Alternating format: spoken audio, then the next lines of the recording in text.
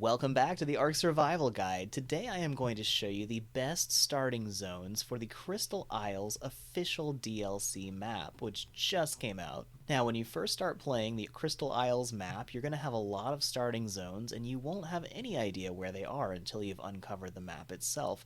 And most of these starting zones in the Crystal Isles map are incredibly dangerous, and you will not have a fun time starting there. I'm going to show you what I think is the absolute best starting zone in the Crystal Isles map, which will give you a very easy start to your adventures, and then I'll show you some really helpful things like metal locations and resource locations in this starting zone, and then I'll also show you one of the best base locations for a starter base in the Crystal Isles map. And this starter base location is absolutely amazing. You can live happily here for the rest of your game and even put an entire alpha tribe on this base location, so this will be incredibly helpful for anyone who is starting on the Crystal Isles map and doesn't know which starting zone to pick. Now, this epic beginner base location is actually really dangerous to get to, and you'll probably die on the way unless you use this trick I'm going to show you. If you watch this video until the very end, I'll show you how to make makeshift stairs out of just storage boxes and thatch walls and foundations, and that will let you access this really amazing starting base location right from the beginning without dying all the time in the process. Now, if this helps you, please give it a thumbs up. Be sure to subscribe to this channel and ring the bell to enable all notifications, because we've got so many helpful Crystal Isles map tours, guides, tips, and tricks, and I'm actually working on a full tour of all of the starting zones on the Crystal Isles map, and also a really helpful trick to tame the new Tropiognathus flyer, so you won't want to miss any of that great content coming your way really soon. So let's dive right in and show you the best starting zone on the Crystal Isles map. Now, I'll go over all the starting zones in the Crystal Isles map in much more detail later, but for now we'll just breeze through showing you guys where these are. Now, I recommend the southwest starting zone, but the northwest is the Redwoods, crazy dangerous. The north is actually the Arctic, it's freezing there.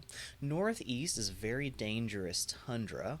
The west zone is going to spawn you into the jungle, which is pretty dangerous. Central is kind of a outback savanna area. It's somewhat dangerous. The east is actually the lava forest, which is quite dangerous. Southwest is actually very safe. It's basically like a tropical beach zone for the whole zone.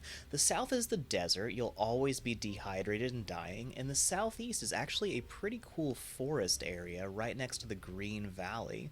So that's actually a pretty cool spot too. But my recommendation by far is the southwest zone. Now, you're probably going to be spawning in this very southwest island, which is totally flat and actually relatively safe. Not a lot of dangerous stuff there.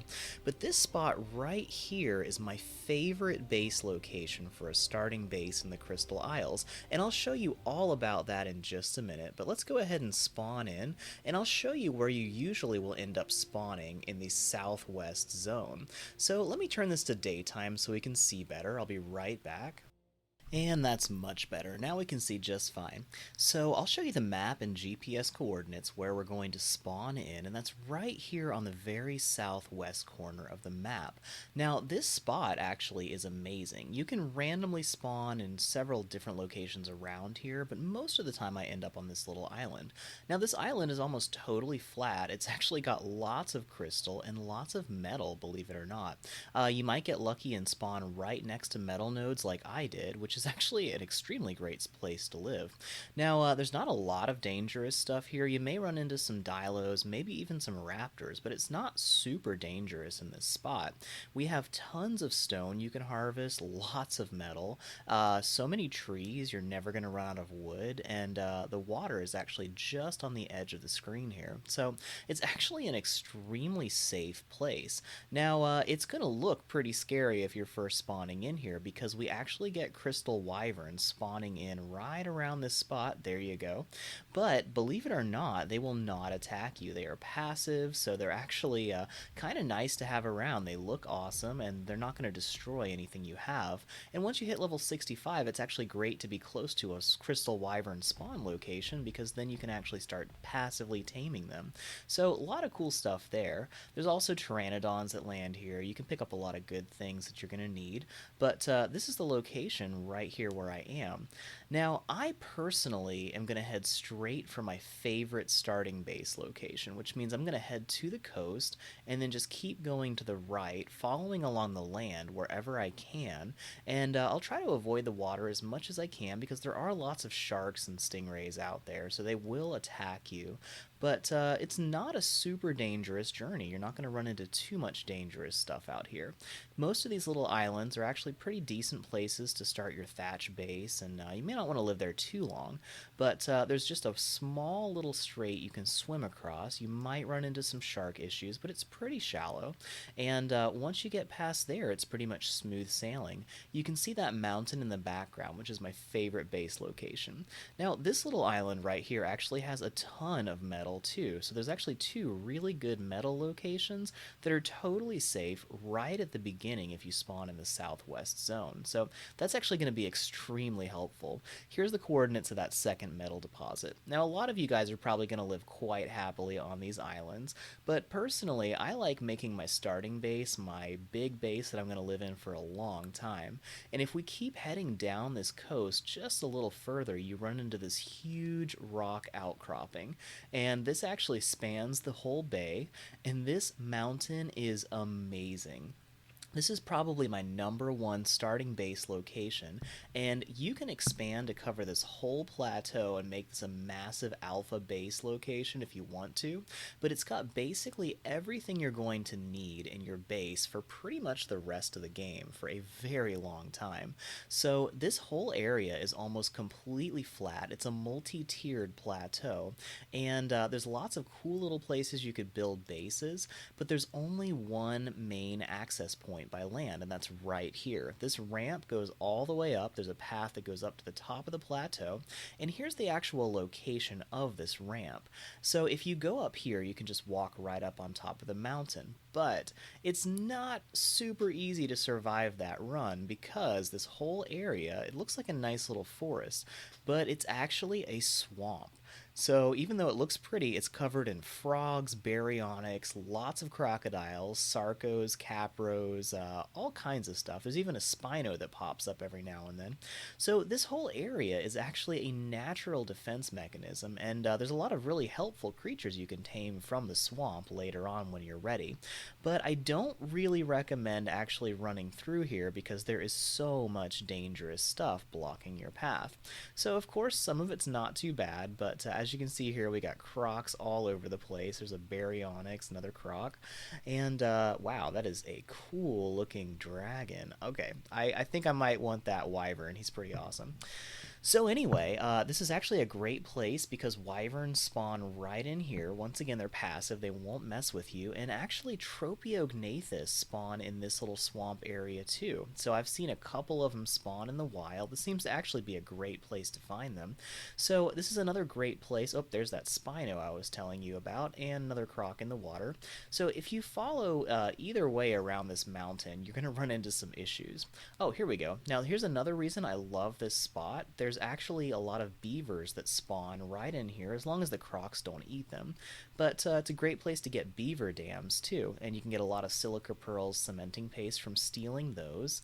So yeah, it's actually a pretty awesome little spot to have right next to your base, but it's really nice to be up above that so nothing's going to attack you. Oh, there's a Tropiognathus right there, speaking of which. So yeah, this is actually an awesome spot because you can check back every now and then, even at higher levels, and you can still find some really awesome dinos spawning right near your base, and you'll be able to see them from your plateau. Now, this entire area is, you know, you could expand over this entire area, but somewhere up here is some metal. So that's actually going to be really helpful to have a really good metal deposit right on the top of this base. And as far as I can tell, this entire area is very safe. Just pretend you didn't see that tame Tropiognathus over there. That was from another guide. Whoops. So, another thing I love about this is it's actually got a natural pool up here. So, you've got a water source right up on top of the plateau, and you're not going to have to run down the mountain in order to keep yourself from getting dehydrated. So, there's a lot of really nice things about this area, and it's got a great view. Oh, also, tons of crystals spawning right over here, and there's actually a lot of rare mushrooms, rare flowers, all that good stuff up there too. And actually, this water below this arch is actually a great spot for a big water pen, as long as you don't mind lead sichthies sometimes spawning down here. Now, the main challenge of this awesome base location is going to be getting up to the top of the mountain, and I have a good alternative to keep you from having to run through all the crocodiles, and I'll show you that next. So, if you prefer doing a little bit of building to running through a bunch of crocodiles, sarcos, and capros, maybe even some spinos, and swimming through some shark infested waters, this spot is actually a much better alternative. So, I am at the edge of this pillar, which I just showed you the location of, and if we can build about 6 stories high worth of stairs to get up to this mountain, we can actually climb right up onto this mountain without having to run through anything dangerous. Now, I'm going to show you a cool little technique that we can use to build, even using just thatch foundations, walls. Actually, I'm using door frames to save on materials, and ceilings and storage boxes to make some makeshift stairs. Now, this is actually a really helpful technique because until you hit level 13, you can't actually make wooden ladders, and ramps are actually a little later than that. But if you put a storage box right there next to a wall, you can actually hop up onto the ceiling. And by doing this, we're actually creating some stairs we can use to access the higher levels. And we only need to build this, like, I think 4 stories high to reach this first plateau level. We're still going to have to do a little bit of climbing in order to do that, but let's see here. I'm not sure, I might be a little too close. Yeah, I'm too close to actually do this. So check this out, though. You can see we've got 3 stories here, and I'm going to put one more foundation down below that, which will allow me to build further out, because we were getting too far away from that first foundation. As long as that can snap properly, we're in good shape. Now, I placed this right up against the wall, so I can have as much of this building up to the side as possible, but I want to be able to keep this relatively close to the wall. And let's see if I can pull this off. I'm going to try to put this here to make a nice little stair, and then we'll see if I can snap a ceiling on top. It might be clipping into the terrain. Oh, yes it is. Okay, plan B. So we'll just build it this direction and see if we can snap a ceiling on top right here. We'll have a little bit of a gap to jump over, but we should be able to make this no problem. Yep, perfect, okay.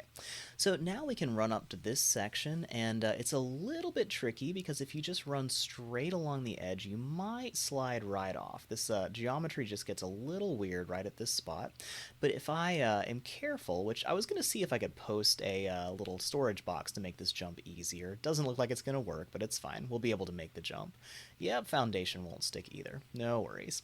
So this geometry gets a little bit weird along this curve, but if we are careful and instead of running forward and then jumping, we're actually going to stop moving, jump, and then push forward as we're in the air, which actually pushes us just a little bit forward and just in the right direction. So this part also gets a little tricky to maneuver around, and you got to be real careful you don't run right off the edge. But once again, we're going to hop in place and push forward until we can manage to get over that little glitch in the geometry, and from here we can start building our next set of stairs. So now we're going to start our second set of stairs, and we're actually pretty close to the top here. I think we need more like 3 stories, maybe 4 stories higher to get up there. But we're going to keep doing our little thatch stairs, and as soon as you hit level 13, there's a much, much faster way to do this. Now, of course, we are actually supposed to be using wooden ladders to access higher areas like this, and at level 13, you actually unlock the ability to make those wooden ladders, and we've probably made enough thatch foundations and ceilings at this point to actually unlock level 13. So I'm going to show you right after that how to do this way faster and more easily. But, you know, at least you guys are learning some really helpful techniques for building some crazy structures. So at this point, I am too far away from the foundation to go any further to the side, And I think I might not be able to fit another ceiling right here. We'll see. Now, there's a setting on your server which allows structure placement collision to be disabled. And if you set that, you'll actually be able to build into the rock, so that'll be no problem right there. But since I don't have that, I'm trying to show you guys how to do this with default settings on an official server. I'm actually going to build back this way, and now we've got this little platform where we can just jump straight across, and well, we'll go one more higher just to be extra safe. There we go. We probably could have made that jump, but I'll just add a couple little extra boxes. And now we can finally access the top of this plateau. So check that out. From here, we can just run right up this edge, and we're still going to have to be a little bit careful not to fall off the ledge, but there's a couple places we can jump up higher here, or we can just run all the way up this slope, which will take us to the very top of this plateau. And from here, we have all of this area to spread out. There's tons of crystal up on top.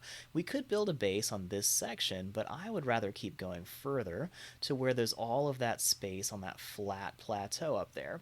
And once again, the most dangerous stuff I've ever seen up there is Dilos. It's possible you might get some raptors, but I've never seen them. We've got all this crystal up here, just, you know, plants for days, berries for days, wood for days. I mean, everything you need there. There's tons of stone. You probably can just gather everything you could possibly need up here and just live happily up here for a very long time. You never really have to come down. But if you do, once you can access actually building ladders, it's going to be really easy to go up and down that place I was just at. So here is the pool. You can get all the water you need at this point. And we're just going to relax in our brand new swimming pool before we start building an awesome base up here on this plateau that is now our very own starting base location. But real quick, let me show you how to make this really easy using ladders to get up to that top plateau too. Now, as soon as we hit level 13, we unlock the ability to make wooden ladders, which is going to make this whole process way easier to get up to this ledge. So we're just going to put a foundation down here, and we'll put this right up against the wall, and we're going to start building a thatch door frame right on the edge here. Now you can see there's two snap locations for that ladder, and you want to make sure it snaps as far to the outer edge as possible, and then test it to make sure you can actually climb it before you build any further. So you can snap the ladders right onto each other, and then we can build them with the door frames on either side, which allows us to still climb, and it also lets the door frames be a support. Now, I shouldn't have actually put this ladder up just yet because that's blocking the thatch door frame here. But if I build one more higher on these door frames, there we go, let's see, almost got it. Perfect, okay. So I'm actually building one story higher than I needed to because I accidentally set that ladder up too soon. So now I put the ceiling up first, and now I can snap the ladder onto the other ladders as soon as I can actually get that to snap properly. I tell you, ladders are really finicky, and it's really hard to get them to snap where you want them to be. And if this thing attaches to the ceiling like it's trying to do, it's not going to let me climb all the way up. So let me see if I can do this from the ground. There we go, just a little jump gave us just enough distance to make it work. So now we can just climb straight up there, and ta-da, we made it all the way up. We could have saved all of that trouble building all those stairs. But, you know, we'll just jump up to this next ledge here. We'll do a little maneuvering, and then we're going to start our next set of ladders right up there.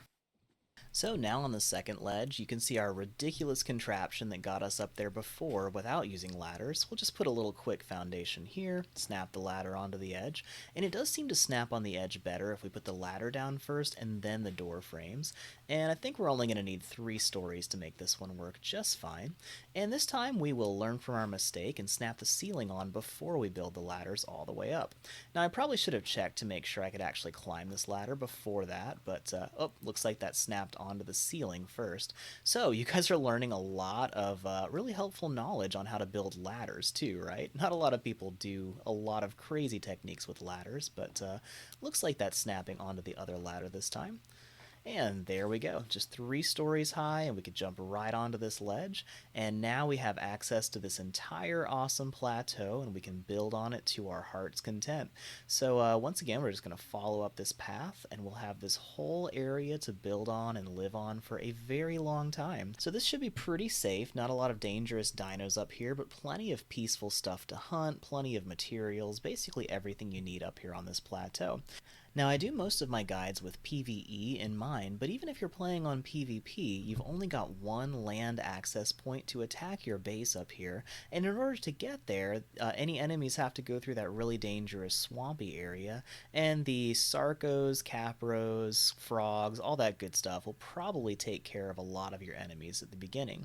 Now, once people can fly, that's going to be a whole different story because they'll just be able to fly right up here, but that'll at least give you some time to get established and get your defense up. So any way you look at it, this is a pretty awesome starting base location, and I really hope it helps you. But even if you don't go for the plateau, I hope a lot of the easy starter base locations that I showed you in the starting zone will make it really easy, even if you just want to set up a quick thatch base and then hop on a raft and sail away. But do keep in mind there are lead sichthies on this map, and there's lots of them, so you might get sunk by a whale. I don't necessarily recommend rafts on this map, at least not early on. But I really hope this guide was helpful for you. If it was, please give it a thumbs up. Be sure to subscribe to this channel and ring the bell to enable all notifications, because I'm currently working on lots of other helpful guides, tips, and tricks for the official Crystal Isles map that will help you a lot as you're exploring this amazing new map, and you won't want to miss any of that. Also, drop a comment if you have any tips for